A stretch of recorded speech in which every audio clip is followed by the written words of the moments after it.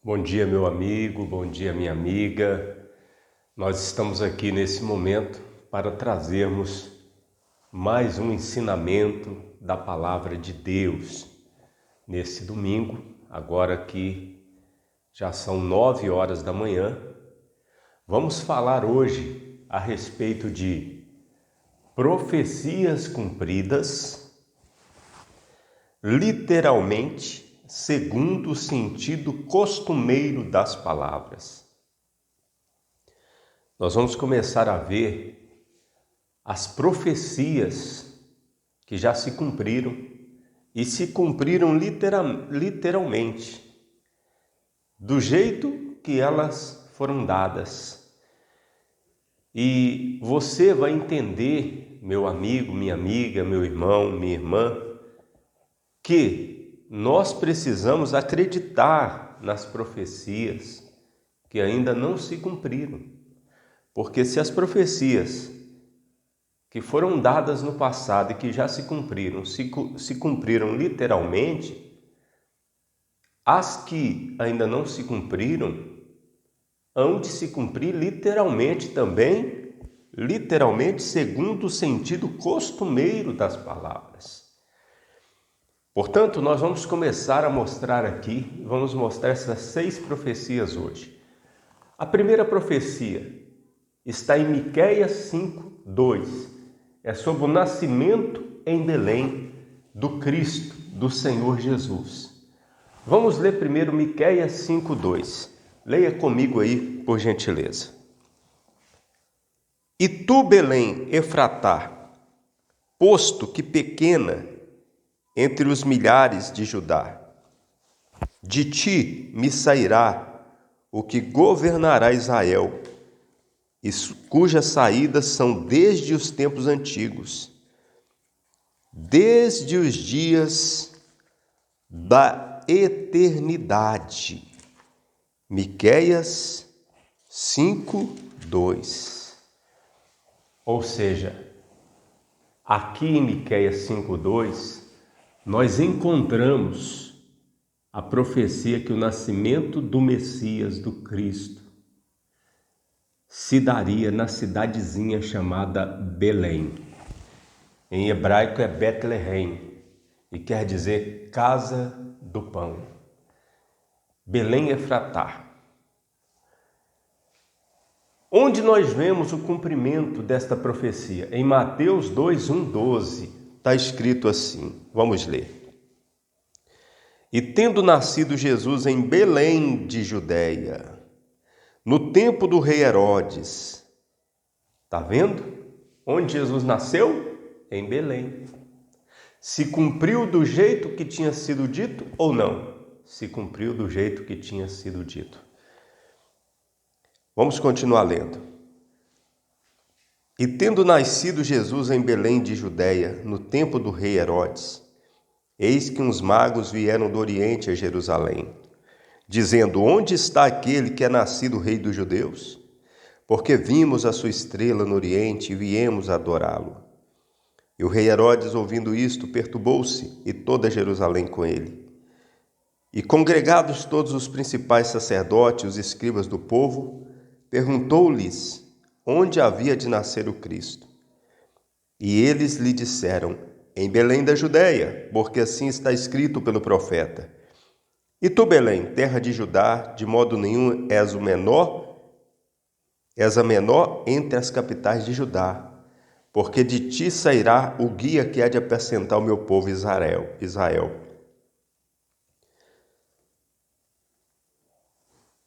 Então Herodes, chamando secretamente os magos, inquiriu exatamente deles acerca do tempo em que as estrelas lhe aparecera. E enviando-os a Belém, disse: ide perguntar diligentemente pelo menino, e quando o achardes, participai-mo, para que também o vá e adore.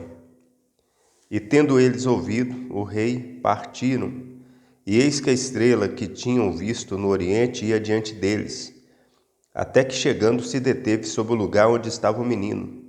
E vendo eles a estrela, regozijaram-se muito com grande alegria.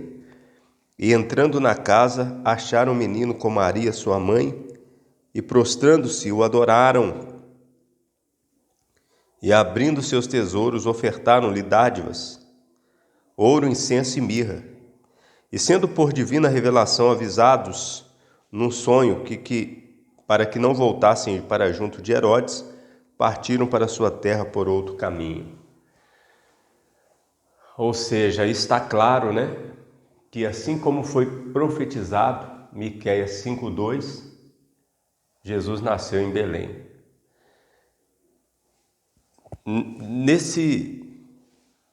Nesse domingo hoje, no próximo domingo, quando nós vamos estar nesse assunto ainda, você vai me ouvir repetir várias vezes que Deus não é Deus de confusão.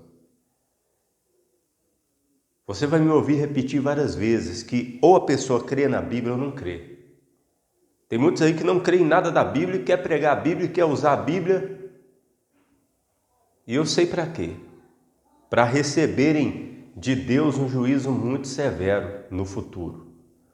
Porque eles não acreditam no que lê.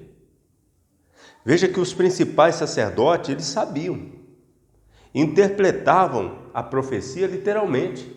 Olha, se o profeta diz que vai nascer em Belém, então é em Belém. Não é em Jerusalém. Não é em qualquer lugar. É em Belém. E como de fato se cumpriu, como se diz, à risca. A outra profecia está em Oséias capítulo 11, versículo 1. E essa profecia diz que o menino Jesus, o Filho de Deus, seria chamado do Egito. Ele estaria no Egito. Vamos ver a profecia primeiro, Oséias 11, 1. Leia comigo aí, por gentileza. Quando Israel era menino, eu amei, e do Egito chamei a meu filho. Quando Israel era menino, eu o amei, e do Egito chamei a meu filho. Olha que interessante. Do Egito chamei o meu filho. Nós vamos ser informados aqui em Mateus capítulo 2, 13, 15 e do 19 ao 21, nós vamos ser informados que essa profecia aqui, quando Deus fala através de Oséias, chamei o meu filho, ele está se referindo a Jesus. Vamos ler comigo aí Mateus 2, 13 e 15. Vamos ler. Mateus 2, 13 e 15. E tendo ele se retirado, eis que o anjo do Senhor apareceu a José num sonho, dizendo: Levanta-te e toma o menino e sua mãe, e foge para o Egito, e demora-te lá até que eu te diga, porque Herodes há de procurar o menino para o matar. E levantando-se ele, tomou o menino e sua mãe de noite e foi para o Egito. E esteve lá até a morte de Herodes, para que se cumprisse o que foi dito da parte do Senhor pelo profeta, que diz: do Egito chamei o meu filho. Agora pulando para o 19. Morto, porém, Herodes, eis que o anjo do Senhor apareceu num sonho a José no Egito, dizendo: Levanta-te e toma o menino e sua mãe, e vai para a terra de Israel, porque já estão mortos os que procuravam a morte do menino. Então ele se levantou e tomou o menino e sua mãe e foi para a terra do Egito. Ou seja, claramente se cumpre Oséias 11, 1. Do Egito chamei o meu filho. O menino Jesus estava lá, e um anjo avisou seu pai, chamando ele para a terra de Israel novamente. Se cumpriu literalmente conforme a profecia, porque Egito é Egito, não é outro lugar. E Jesus está no Egito. Alguém poderia dizer: não, Egito significa o mundo. Não quer dizer que Jesus vai estar lá no Egito, é simbólico. Paciência, né, meu irmão, minha irmã, misericórdia. Egito é Egito. Quem não sabe o que é o Egito? É um país lá da África, vizinho de Israel, que faz fronteira com Israel. Se cumpriu claramente, Jesus esteve no Egito. Agora vamos para essa profecia aqui de Jeremias 31, 15. É uma profecia semelhante à próxima, onde Deus, que sabe de todas as coisas, usa o profeta para entregar a profecia e falar o nome da pessoa antes que a pessoa viesse a ter vida, porque aqui fala, essa profecia fala de Raquel chorando. Raquel chorando. E Raquel nem era nascida ainda. Vamos ler Jeremias 31:15. Vamos ver aqui, Jeremias 31:15. Leia aí comigo, por gentileza. Diz assim a profecia: Assim diz o Senhor, uma voz se ouviu em Ramá, lamentação, choro amargo, Raquel chora seus filhos. Não quer ser consolada quanto a seus filhos, porque já não existem. Essa profecia se cumpriu em Mateus 2:16, 18, quando diz assim: Então Herodes, vendo que tinha sido iludido pelos magos, irritou-se muito e mandou matar todos os meninos que havia em Belém e em todos os seus contornos, de 2 anos para baixo, segundo o tempo que diligentemente inquirira dos magos. Então se cumpriu o que foi dito pelo profeta Jeremias, que diz: Em Ramá se ouviu uma voz, lamentação, choro e grande pranto, Raquel chorando seus filhos, e não quer ser consolada, porque já não existem. Se cumpriu ou não cumpriu do jeito que foi profetizado. Talvez alguns lessem essa profecia antes do cumprimento e dissessem: não, Raquel é simbólico, não vai ter nada disso não. Isso é assim, é alegórico, é assim. Não, é literal mesmo. E aconteceu e se cumpriu essa profecia, literalmente segundo o sentido costumeiro das palavras. Vamos para a próxima profecia. Vamos para a próxima. Isaías 45:1. Aqui fala do levantamento de Ciro. E nós podemos ver o cumprimento aqui, ó, em Daniel capítulo 5, 30 e 31, Daniel 1 e 21. Vamos ler Isaías 45:1 primeiro. Diz assim, vamos lá. Isaías 45:1.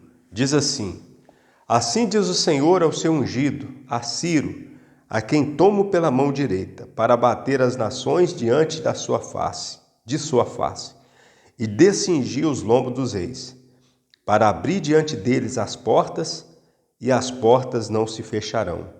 Eu irei adiante de ti, endireitarei os caminhos tortuosos, e quebrarei as portas de bronze, e despedaçarei os ferrolhos de ferro. Dar-te-ei os tesouros escondidos e as riquezas encobertas, para que saibas que eu sou o Senhor, o Deus de Israel, que te chama pelo teu nome. Por amor de meu servo Jacó e de Israel, meu eleito, eu te chamei pelo teu nome, pus o teu sobrenome, e ainda que não me conhecesses. Olha que interessante, né? Isso é uma profecia para Ciro. Embora eu já vi muitos pastores usando esse versículo e dizendo: meu irmão, Deus quer te dar as riquezas escondidas, os tesouros escondidos, as riquezas encobertas. Ele quer despedaçar as portas de bronze.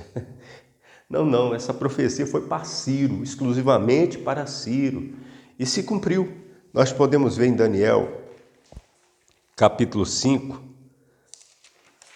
está escrito assim no versículo 30. Naquela noite foi morto Belsazzar, rei dos caldeus, e Dario o Medo ocupou o reino, sendo da idade de 62 anos.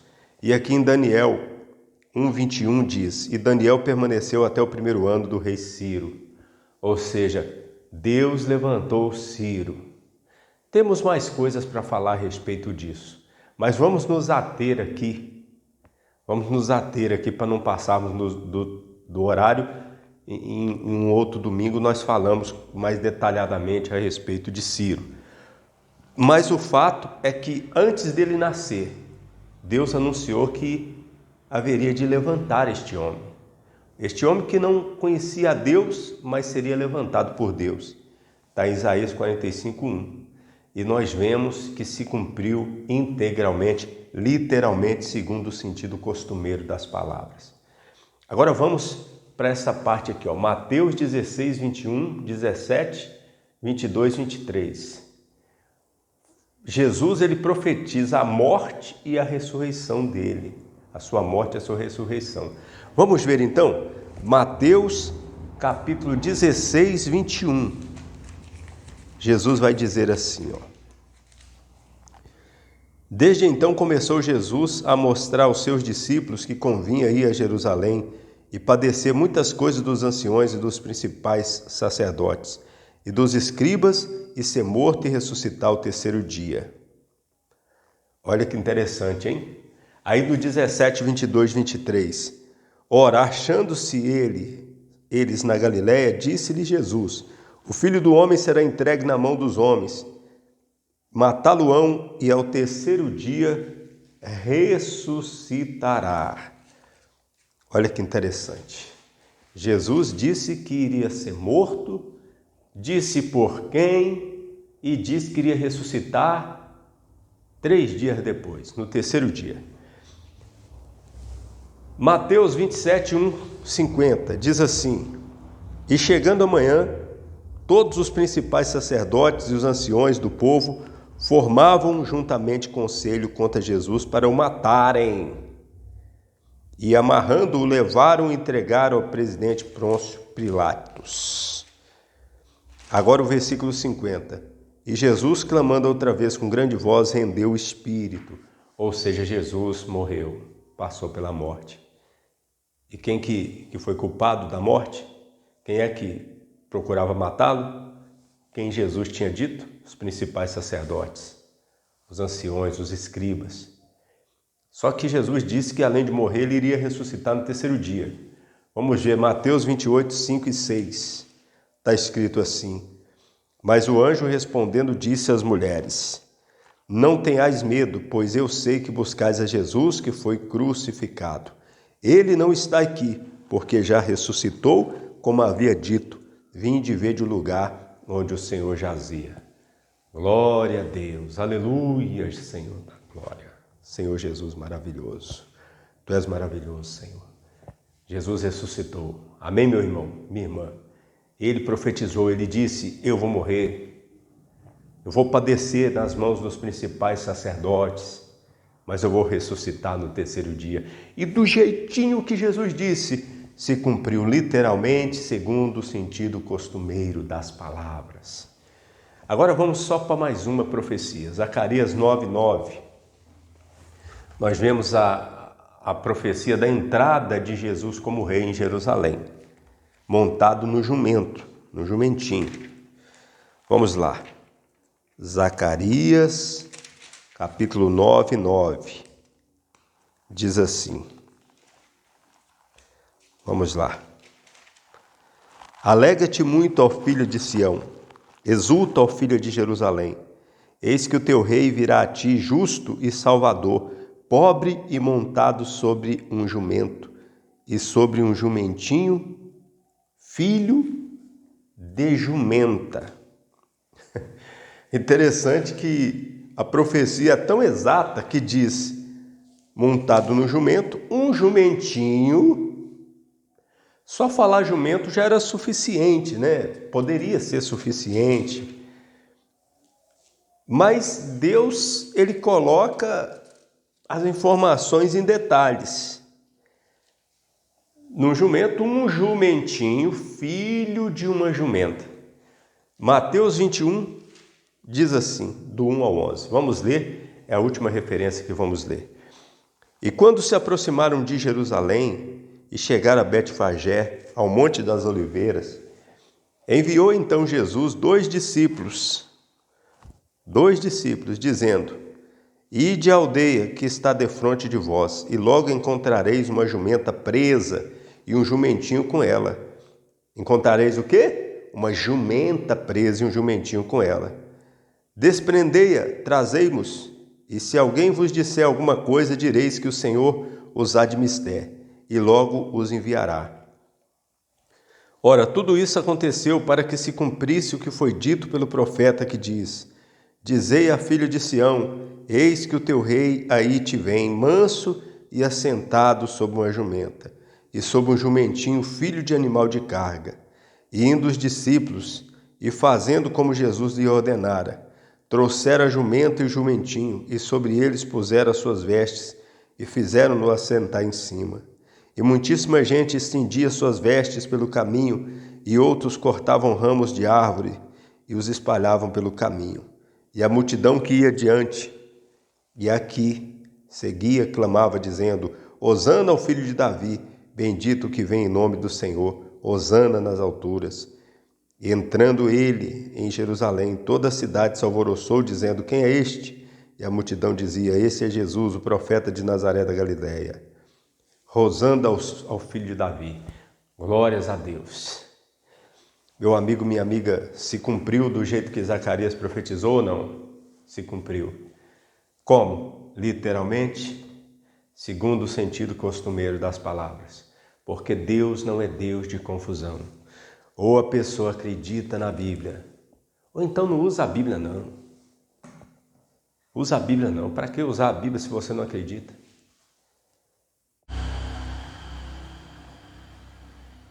Eu vi um senhor na internet e tem mais de 100 mil inscritos no seu canal e falando coisas diabólicas, que Eva traiu Adão com a serpente, que aquelas mulheres lá de Apocalipse 14, que os 144 mil não se contaminaram com mulheres, ele disse que são as denominações evangélicas. E tem gente que acredita, é cego guiando cego, né? Se tem um cego para ensinar essas coisas diabólicas, tem milhares de cegos para seguir e Satanás para ficar bem satisfeito com tudo isso. No final, todos vão cair lá no inferno porque não acreditam na palavra de Deus. Então, você está assistindo, é cansativo, mas vale a pena. Se for cansativo, mas vale a pena você saber disso e se atentar para isso. Porque de repente você, meu irmão, minha irmã, não tinha se atentado para as profecias que já se cumpriram. Elas se cumprem literalmente. Deus não é Deus de confusão. Todo lugar que a Bíblia disser, todo lugar onde houver símbolo na Bíblia, a própria Bíblia vai dizer é um símbolo. E ela vai mostrar o que significa, porque quem cria o símbolo deve também estabelecer o significado. Quem cria o símbolo deve também estabelecer o significado. Quem criou o sinal de trânsito estabeleceu, olha, essa luz verde aqui é siga, essa luz amarela espere e essa luz vermelha é pare. É um símbolo? É, mas todo mundo sabe o que é. Você acha que Deus ia colocar um símbolo na Bíblia para um homem chegar e dizer é isso, o outro chegar e dizer é aquilo? Não. O símbolo que tem na Bíblia, vi um grande dragão vermelho, lá na frente diz que é o diabo, a antiga serpente. Pronto, está explicado. Vi uma besta, lá na frente diz é o 8º rei. Pronto. A prostituta montada na besta, a grande cidade. Pronto, que domina sobre os povos. Onde há símbolo, a Bíblia mostra que é símbolo. João diz, vi um grande sinal no céu. Vi outro sinal. Sinal é sinal. E depois, a própria Bíblia mostra o significado. Então, hoje em dia tem muitos, para se aparecer, para serem diferentes, eles querem contradizer a Bíblia, estão a serviço de Satanás. Tome cuidado com essas pessoas que ficam interpretando a Bíblia segundo a sua imaginação, ao invés de crer nas Escrituras, ao invés de acreditar no que está escrito aqui. Que Deus vos abençoe e domingo que vem estaremos novamente aqui, 9 horas da manhã, se Deus quiser. Jesus Cristo poderá voltar ainda hoje. Se Ele não voltar, estaremos esperando por Ele amanhã.